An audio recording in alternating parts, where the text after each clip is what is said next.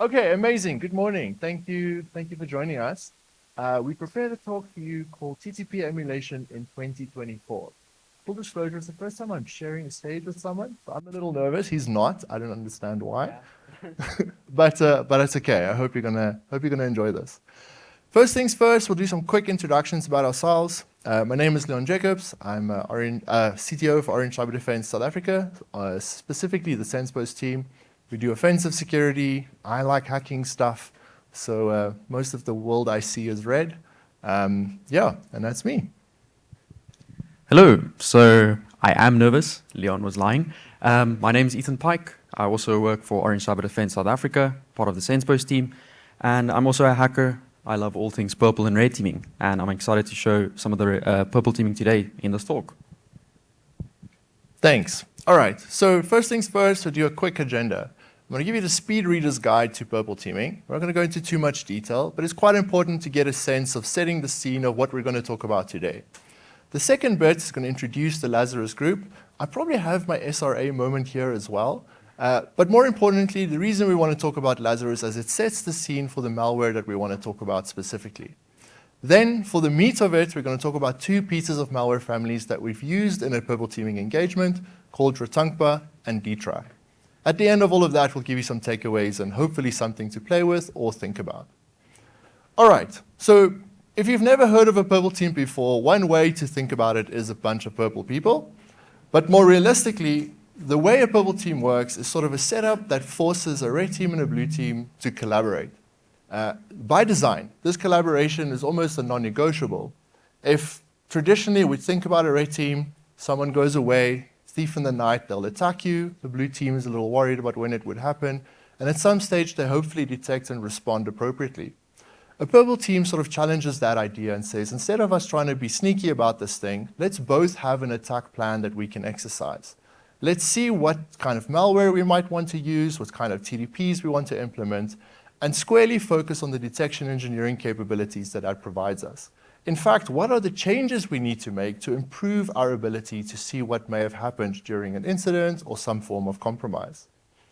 Now, the way this purple team would typically flow is you would start with a little bit of threat intelligence and finding out who might attack me and why might they attack me. And this is very different for different kinds of people. Depends on your security maturity, it depends on past experience, etc. There isn't really like one piece of here's the threat intel for day one, but you can sort of get a sense from that. The second part then is to sort of exercise that threat intelligence in a way that makes sense for your environment.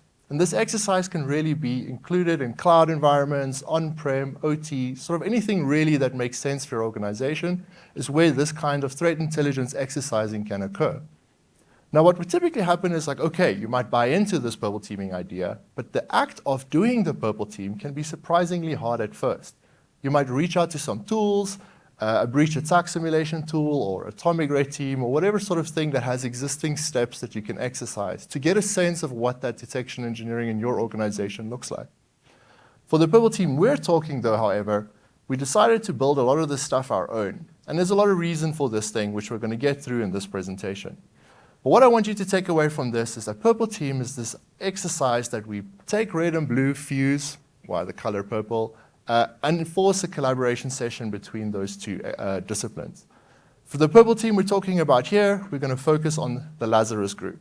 And to tell us a little bit about that, we'll hand over to Ethan. Cool, thanks. So, disclaimer before I start, I will be using the word allegedly quite a lot as I don't want a government entity coming after me. But essentially to start, the boy band on screen is referring to the Lazarus group. So if you haven't heard of them, allegedly they are a criminal organization with strong ties to North Korea. And they've been active for quite a long time, since 2012. I was about 12 years old at that time, which is 14 years ago today. But even if you haven't heard of the Lazarus group itself, you may have heard of some of their more popular hacks over the years. So in 2014, the Sony Pictures hack happened right around the time they released a questionable movie called The Interview. If you don't know, look it up. But allegedly, this upset the North Korean government, and Lazarus decided to launch an attack against Sony Pictures, and they managed to actually breach them and exfiltrate a lot of data. The second one that happened in 2016 was against the Bangladeshi Central Bank. where the Lazarus group actually gained access to the Swift servers that handles the financials. And they managed to steal almost $100 million US. And they were actually only stopped by a typo that was made in one of the payment references, not the way an advanced persistent threat wants to go out. But regardless, they actually attempted to steal about $1 billion and only managed to get away with about 63 million in the end. That wasn't recovered. And then finally, probably the most popular one was in 2017 with the WannaCry ransomware, which was also allegedly tied to the Lazarus group. So if you don't know about WannaCry, it was really bad ransomware that hit a lot of the world. And why it was as bad as it was in 2017 was because of the Eternal Blue vulnerability. Essentially, this vulnerability was stolen by some shadow brokers from the NSA, and this was allegedly then used by the Lazarus group as an initial access vector to deploy their malware. Cool, so now you know a little bit more about the Lazarus group and some of their more popular hacks. Let's get into actually building some of the TTPs with what I would like to call a budget software development lifecycle. So we call it a threat intel loop, and it's something that we reiterate over as soon as we get new info, we start with new TTPs. And essentially how it worked was we would look onto the internet, use AI, whatever we could, look for threat intel to actually see how the Lazarus group implemented some of these TTPs as well as some of their malware families. So after doing some thorough research, we would get to building or asking our favorite LLM to build it for us. Jokes aside, after that, we would get into a testing phase where we would involve integrating it with our own custom C2 that Leon will show in a little bit. But this loop would pretty much just continue as we would go on building new TTPs and doing more research. Cool, so over to Leon to quickly touch on the C2. Okay, cool. So for this talk, we don't really want to spend too much time on the C2 component, but a C2 is important. As you can imagine, malware needs to talk to something, and we need to give some instructions. We want to exercise some of the TTPs.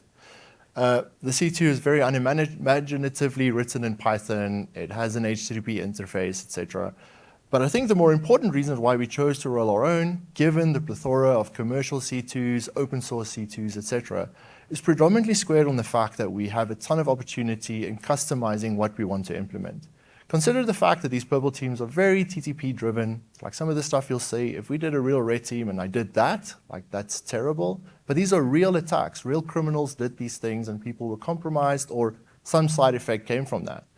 Regardless, what this sort of approach buys us is our ability to plug in very quickly. Some of these malware families need customized transport mechanisms, which we can build very easily now, etc. In the slides, you will see a screenshot that would look something like this. It's really just a TUI. This is also the part where I have to admit that I came across a Python framework called Textual, and I needed an excuse to write something with it. So this GUI was a good nail that I found for my new hammer. But yeah, it's a very classic list on the side with the agents and a log of what happened and a little bit of a command input field. There's a ton happening under the hood that buys us the pluggability, the ability to change what we call transports, implement different strange stuff, but really I think that can be a talk on its own. But that said, the part that you need to know from this is this exists, and all of the malware you'll see now talks back to this in some shape or form. One of these many transports that it supports will be here. Okay, so we'll get into the first piece of malware, which is really the meat of this thing and the stuff that we needed to build for these purple teams. That will be Ratankpa. Ethan will tell us about that. Cool, thank you. So yeah, let's start with Ratankpa, one of the first malware families we had to emulate.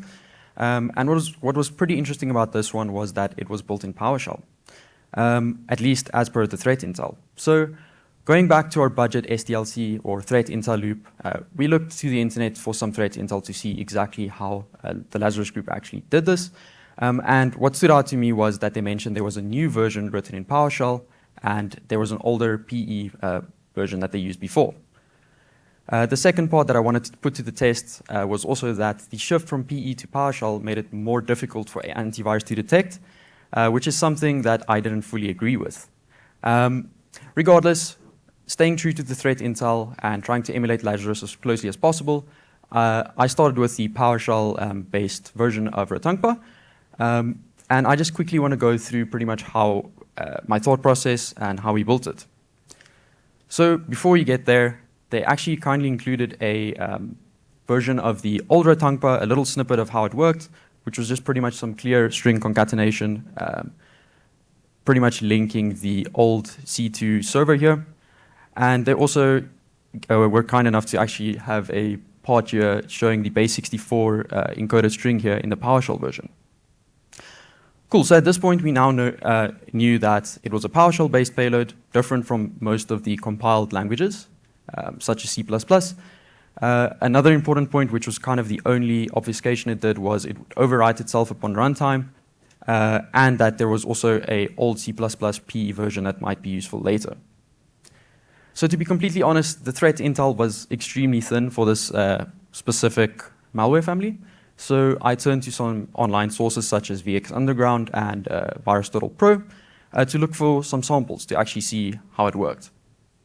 So being as it was a PowerShell one, I didn't have to do much reversing. I could just look at the PowerShell script as is. But I also wanted to do some sandboxing. In short, I didn't want to run North Korean malware on my machine. And because I'm lazy, I just opted to use the any.run free sandboxing environment online. And essentially what it would look like is the following. I'll zoom in a second, but you would drop your payload, or any program for that matter, and you'd get this sort of screen back. What we want to focus on the right hand is pretty much to emulate Ratankpa as closely as possible, is just to see what sort of processes it was running. So you can see there it was shelling out to cmd.exe, it was doing a few other things to check for permissions and so on. But essentially we just did this to gather some intel, as that wasn't available in the threat intel.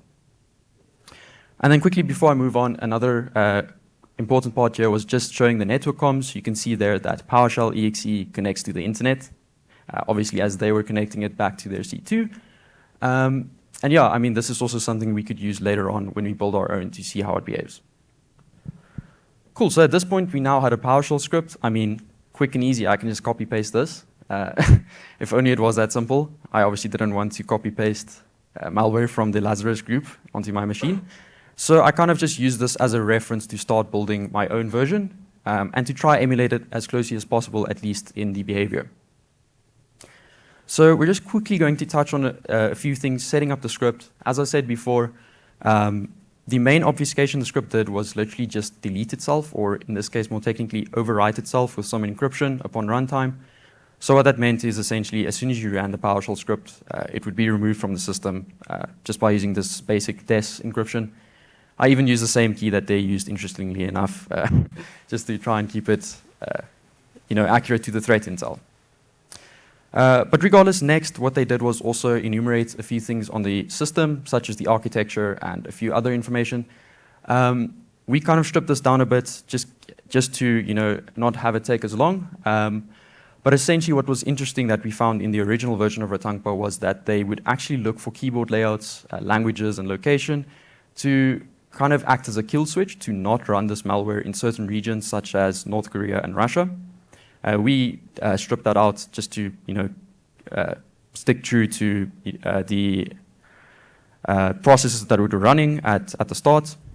And then just before I move on, lastly, I would just shell out to cmd.exe, as you saw at the beginning there with the sandboxing, just to make it more accurate to the actual malware. So before we get back into running it in a sandbox, the original version and our new version that we built now, I quickly want to touch on an important point that I'll mention later, which was just base64ing everything.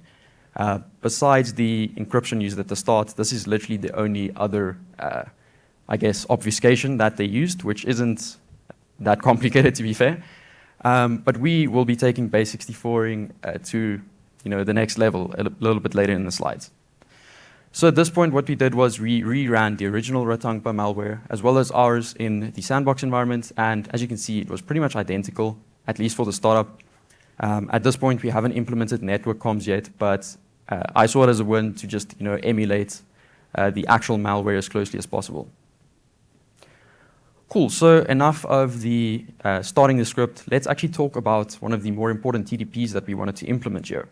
And that was reflective DLL injection as per the TI. So something interesting, and I mean this isn't too far-fetched, was that the original script actually used an off-the-shelf PowerShell payload from the PowerSploit repo from GitHub. We didn't use that since we didn't know exactly what sort of DLL they were injecting. There weren't samples available, and that info wasn't available in any of the TI. So we also used another GitHub repo as a starting point for a C version of DLL injection. So at this point, starting to build it, we had two parts that we had to kind of flesh out, which was a Windows exe used as the injector, and then a DLL to be injected into whatever process. Because we didn't know what sort of DLL injection they were doing, we had to actually build our own, but we'll get a little bit into that in a sec. Let's focus first on the exe, which was the injector, and how that worked. So there's a bunch of C code. I'll just quickly go over the most important part here, which is just specifying the architecture you want to inject it into. We also just made it hard-coded to point to our specific DLL that we would build. But yeah, there wasn't much more to it. Just quickly before I actually move on to the DLL though, is I just want to cover the most important function of this injector and how it worked. And this was the load remote library R function, which in essence would allocate some memory to a target process. As per the TI, we didn't know what sort of DLL they were injecting, but we did know it wasn't being injected to a random process ID. They actually wanted to specify that. So it would do that into the target process that we've chosen, and then it would write that DLL image into the memory. And before running it all, it would then use the DLL entry point to effectively start whatever you have injected at this point. Cool, so that was a lot. That was just to get to our injector exe. Now we actually had to figure out what sort of DLL would we be injecting. So as I said before, the threat intel was thin. We didn't have a sample. We decided to just create the old version of Ratankpa, as they would call it. That was a regular PE built in C++ as the DLL. So what that would mean is, as soon as we did a DLL injection, we would get back another connection of this older version of Ratankpa. So just quickly to go back to the DLL that we built, we had to actually put in quite a few things, such as a C2 client to actually communicate with our C2.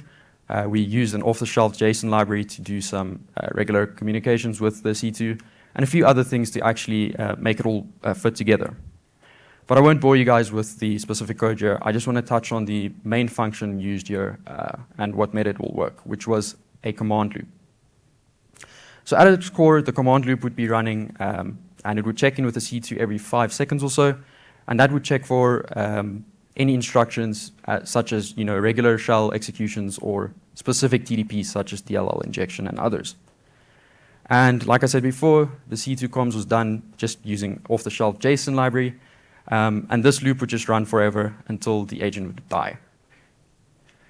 Cool, so at this point we now had 3 parts actually. We had the original PowerShell Ratankpa version that we've built. We have the exe, which would be the injector. And then we have a DLL, which the threat intel would call the old version of Ratankpa. And to get that all together, we literally just plonked the exe and DLL inside of the PowerShell as base64. So the reason for this was in the environment that we would be testing this in, internet access and other things wasn't always guaranteed, and just implementing the base64 from the compiled libraries into the PowerShell actually worked pretty well. So after actually running the PowerShell version of the malware, our C2 would look like this. We would get back a new connection. And what we want to focus on here is at the bottom right, which was the custom commands, which would be the specific TTPs for whatever malware family was connected. So I'm going to quickly just start a quick demo here. We've got our PowerShell version of Ratankpa running. We run a command here to just do who am I and see that we get a connection back and a response. Following that, we're going to run the custom TTP get PIDs, which is just getting the process IDs. And then we're going to use the notepad process ID of 5824 to actually do our DLL injection. And if you look at the top left, a new agent should pop up shortly. And this would now be our DLL or old version of Ratankpa connecting back to us. And yeah, we're just pretty much just going to do a quick shell exec of who am I to make sure that it's working. And then I'll show you what it looked like on the victim side. It actually had a pop-up. Just made it easier for our client to understand which process was being injected into from a visual point of view. But I don't imagine that the Lazarus group had pop-ups to let their victims know they were getting hacked. Cool. So just to quickly recap and putting it all together, we had a C2 that was listening. We would run our PowerShell version of Ratankpa and get a connection back as an agent.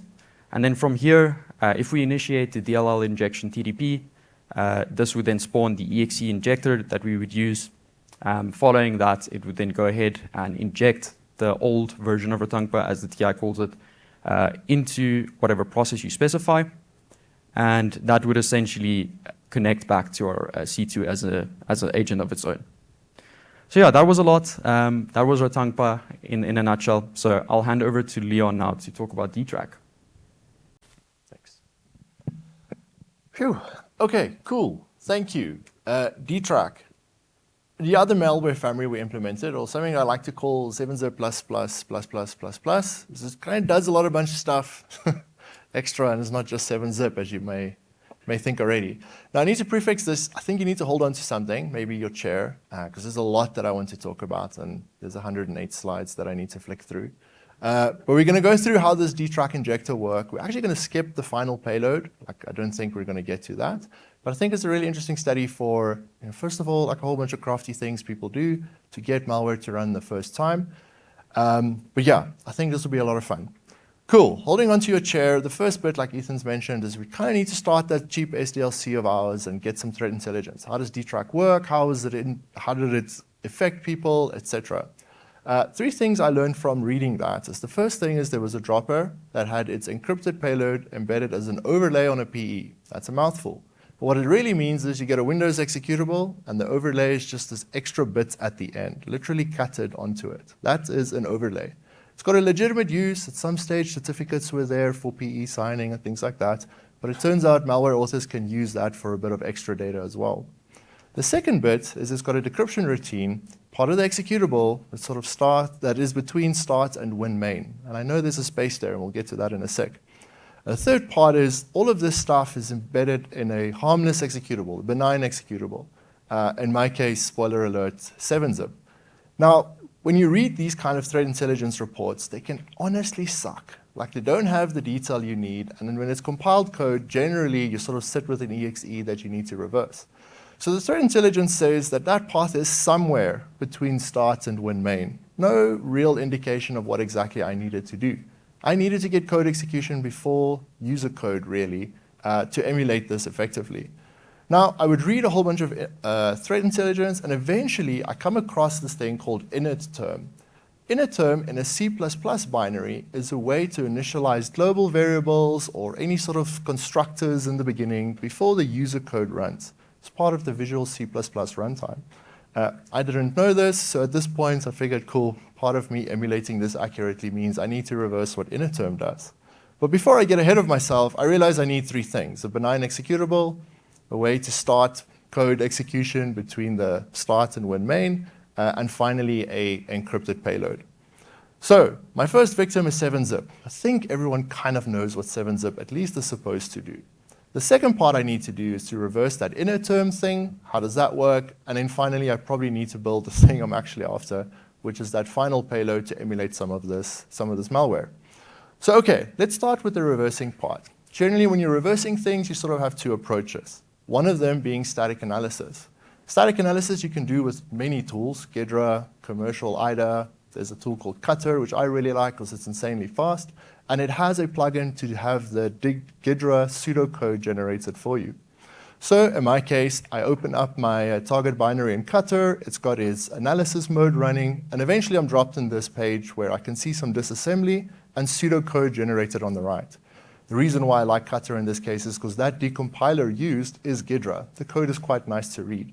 But there's a lot going on over here. So I go to the bottom and filter, because there's this word I don't know called inner term. And when I see at the top, there's this one entry that focuses on inner term specifically. At this point, I can ask myself, where is this code used? So I press X on that, in which case it'll show me 2 references called a cross-reference. Where in the code is this being used? Until I'm finally dropped in this control flow graph with pseudocode on the side, where I can now start analyzing this. You don't have to read that at all. I made it easy. If you zoom in over here, there are the 2 calls to inner term in the pseudocode. But what we learn from here is it takes 2 arguments, and it's being called twice in the binary. I don't know why it's being called twice, so we'll just use the top one. But the thing I wanted to learn here was that it had the two arguments. And if you zoomed out again, you would see it's sort of like at the start of the entry point of the binary and right before the user code section, which is really handy. I think I found it. If we look at the disassembly, it being 32-bit, it pushes two arguments to the stack and calls the function. So quite simple in retrospect. Another way in which we can look at this is to do some dynamic analysis. I'm not too sure what happens with inner term yet, but it's really nice to get an idea of while the program is running, what is happening under the hood. In my case, I used x64 debug on Windows. You can really use any debugger that you like at this point. And I'm going to show you a video on opening it quickly, pausing the program, and getting a sense of what the memory layout might look like. So we'll start by opening 7-zip, which I have on my computer. The program will be in a pause state, and this is the loader section, so we fast forward to user code. I'll scroll down until I find that inner term instruction, which should represent what I have in the disassembly, and I put a breakpoint on the two push instructions at the top. This will push two values to the stack. The stack view is at the bottom right, so when I progress with two instructions, we should see two new values being pushed onto it, as it is there. Now those values point to a pointer. This can be confusing, so I follow that in the memory dump, and get an idea of what is in memory at the address that's pushed onto the stack. Now, that's a lot, but what I want you to take from that is the idea that for me learning how this works, this is kind of the loop that I need to take to figure out what the behavior would be when inner term runs. Now, it's roughly at this point where I need to realize that I didn't need to do any of that. In fact, if you install Visual Studio today, part of the Visual C++ runtime is part of it. So you can go look at the source code, which will tell me this is what inner term looks like. I didn't need to do any of the reversing part, but it was an interesting verification of what I learned at that point. More specifically, if we look at the two arguments that get pushed, the first argument is the beginning of what's called an inner term table, and the second argument is the end of that table. And if there's any pointer that's not null, the program will just run whatever that pointer points to. Like the pointer tells you there's some code to run to. And knowing what inner term does, this makes sense. It needs to set up some global variables. It needs to run some initializers, whatever is necessary for normal functioning of the program. OK, so the lesson learned here is go read the code first and save you some time. Anyways, at this point, I have an idea of what inner term does. But because I want to be able to poison programs like the Lazarus group allegedly did, I need a strategy in overwriting what that pointer points to. Keep with me. There are two ways in which I can do that. One, I can do some byte matching. I can search roughly in memory with X amount of bytes where the start of inner term would be and where the end is, and make a reasonable assumption on that. The problem being it means I'll support only that specific binary that has an inner term call. Won't it be more useful if I can just poison any C++ binary that makes use of inner term, kind of dynamically with a script?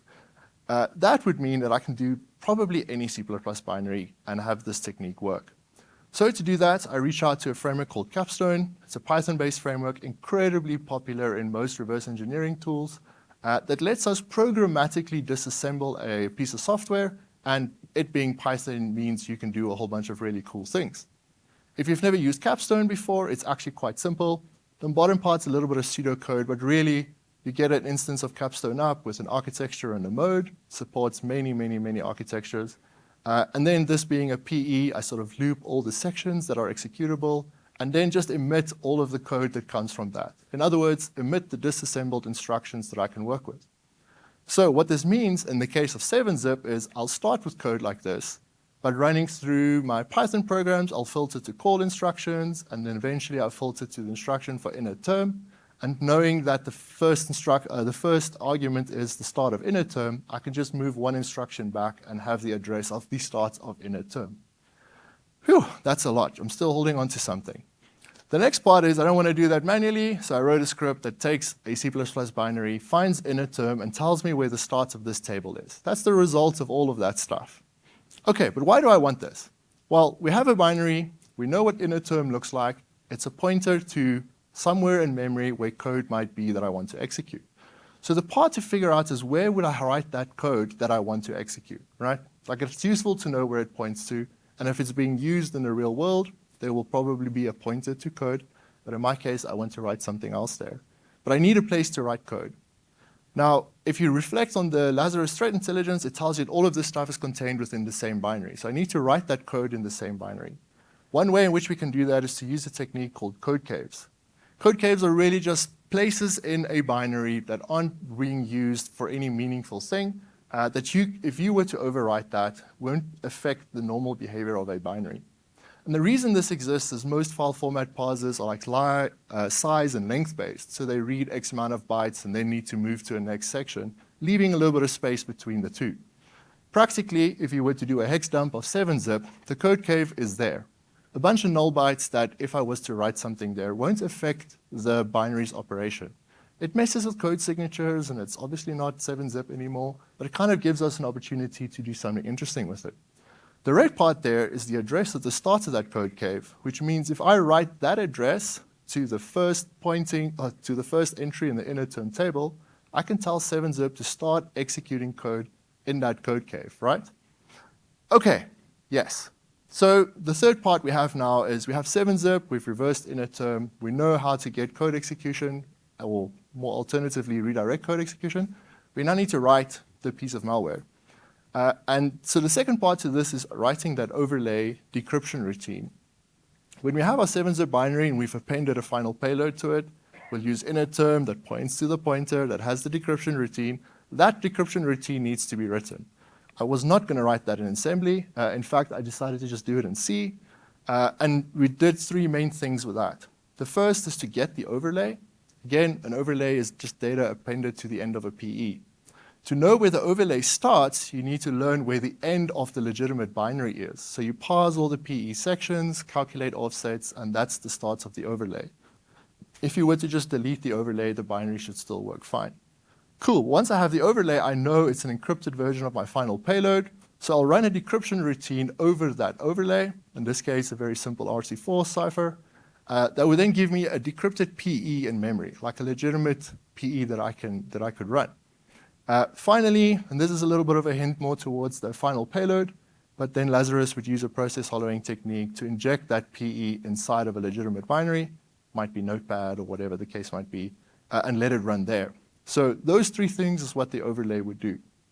Because I wrote this in C, it means my output would be an executable. And if I embed my executable in my executable, who's going to run the executable when the first executable is run? Okay, so I can't have an executable here. I need some shell code, right? And that is thankfully an insanely easy thing. There's this tool apply called Donut. If you've never seen Donut before, I highly encourage you to have a look at this. It's a way to turn an insane amount of Windows executables into shell code, position-independent code more specifically, that you can just point to and start running. So and I think we can do a complete talk just on Donut. But if I take that decryptor that I wrote, push it through Donut, I get a shell code. Decryptor.bin in this case, something that my CPU can execute once it knows the start of the instruction. And that shell code I can write into the code cave. You can see all the moving parts over here. Okay, so if we put some of that stuff together, it means I know where inner term starts, I know the pointer I need to write to, which is the beginning of my code cave, and the code cave itself now has the shell code of that decryptor, so execution can continue. If I put all of that stuff together into one script, because I definitely wasn't going to do that by hand, it would look something like this. The thing I wrote takes a few arguments, a legitimate PE, the decryptor shell code, and the final payload that I would run. Quickly, the final payload here is the thing that would call back to the C2 and do all of the crazy things. This is just the start. This is just to get going so that we can have some interesting interactions. Once it knows where inner term is, finds a code cave, it found 2, so it chooses a random 1, writes the decryptor in there, encrypts the final payload with a random key, and appends that to the end as an overlay. That random key is the one that we would use to decrypt the final payload as well. Okay, you can let go of your chair. Those are all the technical bits. We're still on the road, but you can take a moment to breathe. Right, so if you missed all of that, we're going to do one last run through of this. I have 7-zip with an overlay. You now know what an overlay is.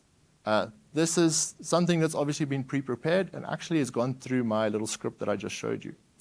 I then have that inner term routine that would get the overlay decrypted with a valid PE in memory, in which case I'll then spawn Notepad or some other process in a suspended state, write my PE sections in there, and resume it. And at this point, the malware would run inside of that process and the user gets to use 7-zip. That's actually the really cool thing, because if you double-click this exe, it looks like this. You can extract your files, and you can close it when you're done. And it doesn't really matter what happened here. But I kind of get this nice connection over here, and I can now send commands to your computer, which is pretty handy. The last thing is a quick video that I want to show you on how that looks when you put it together, what the user experience is, what our experience would be when interacting with that. It's a snippet out of a Windows VM. You've got Process Explorer in the middle over there. It scrolls all the way to the bottom, so you'll see new processes pop up or not. The little bit highlighted there is the poisoned 7-zip file manager. What's going to happen is 7-zip will open. I'm not going to use it because I don't really want to extract anything. But if I close it, the agent still remains alive from the process that it spawned and hollowed out. Then in the end of that, I can control it remotely. So let's do that. 7-zip opens, extract 32 spawns at the bottom. I close 7-zip. The target process remains alive. It's not really extract 32 anymore. And then from the C2 side, I can send some instruction that I want, and it would execute that. Again, 7-zip is closed at this point. All right, that's what I wanted to show you for Dtrack. Getting towards the end, we work as a team, we do a lot of these things, we kind of make a lot of mistakes. It's not easy to get these many moving parts right, as you can imagine. So to tell us a little bit about some of those lessons we've learned, I'll give to Ethan. Cool, thank you. So if you're wondering why I'm doing the lessons learned slides, it's probably because I had the most lessons learned. But jokes aside, one of the major things that we ran into was just working on tight deadlines. And if you don't do proper planning, do proper research on the threat intelligence, it can become a problem. So, I mean, everyone pretty much needs to just do proper planning and ensure that you don't make small mistakes, as it will cost you in the long run. So to compound on that, for someone that doesn't use Git every day, such as myself, version control can be hard, especially if you're working in a team. The reason I'm saying this is just you need to keep good communication with your team members and ensure they know about specific branches and commits so they don't go and to try and fix bugs that's been fixed 3 days ago. Regardless, obviously with tight time pressure and deadlines, this just made it all a little bit worse. Cool, so finally, there is actually a difference between create file A and create file W, contrary to popular belief. I think if the highlighting wasn't there, I would have missed this again. But yeah, I mean, the first one is to read ASCII strings. It's a Windows 32 API, and the second one is for wide strings. And kind of why I'm mentioning this and why it's important is for one of my other payloads that we created, I used wide strings and the rest of the team used ASCII. So this led to some issues when we wanted to connect back to our C2. Since we mentioned before, we all use the same C2 with different payloads. So if you don't standardize and communicate with your team members about what to use, create file A or create file W, you can run into issues during your demos. But regardless, I think the final point here as well is just to include ChatGPT or whatever LLM you use as well to ensure that they also standardize the code. But yeah, I think that was all the lessons learned from my end at least. I'll give to Leon for some takeaways. Okay, cool. We're going to wrap this up. So there's a few things that I want to leave you to think about. The first one, this TTP emulation, is like a genuinely powerful process. And I think it's a known thing. A lot of people can use a script online and run a tool or whatever and sort of get a sense of what the detection engineering capability is.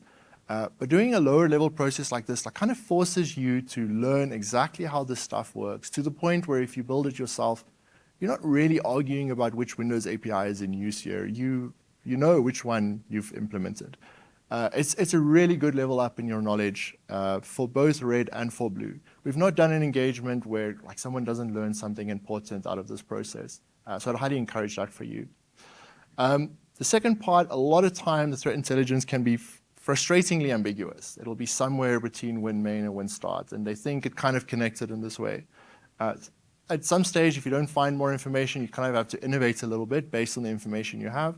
And the more you do this kind of stuff, the more accurate you can get with that sort of intuition that you develop. If the malware author does this thing, cool, let's do that. The third, I sort of mentioned this already, this sort of guaranteed level up. Genuinely, there's been no engagements. I learn a ton of stuff. It's useful to know how they detect for other reasons. But it's also important to know how the when a blue teamer sees how the attackers perform, they sort of learn a lot of things. The fourth one, it's honestly fun, and I think sometimes for surprising reasons. In some of the red teams we would do, like none of this stuff will work. You can forget that. But it's really interesting to see like how these real attacks, real threat actors are successful in a way that can be quite surprising. The times we over-optimize for going very high-end in terms of our detections and missing sort of lower-level capabilities, it can sometimes be quite damaging. So, it's an easy barrier to entry to build some simple malware, to get a test done. That's a good thing for the organization that you're in. And then the very last thing, working in teams needs good coordination. What kind of strings are we going to use when we want to write to config files?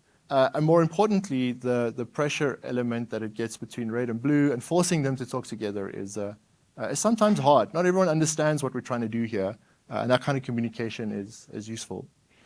All right, that's what we wanted to show you today. Thanks for listening to us. If there's time for questions. Yes.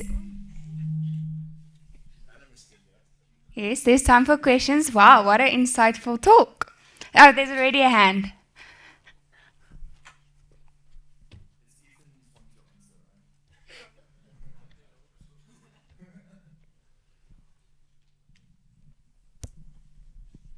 So when I was scared away, from this reversing stuff, I thought ASLR is the one thing that's just going to make sure that things like this are no longer possible. Why is that not a thing here?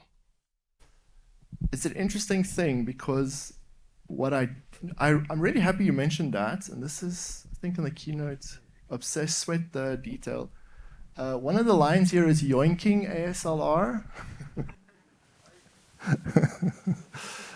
So in the context of how we modify the binary, yes, there's a feature for mapping sections randomly, the point of it. It's a characteristic in the PE that if we remove that, then we have a predictable space in where we'll be able to jump to. So in this case, we're modifying it. For the ASLR in general, depending on exploits, it can make life harder, but there are definitely known ways to leak info and calculate offsets. Any other questions? No? Okay. Thank you. Nice. Thank you, guys.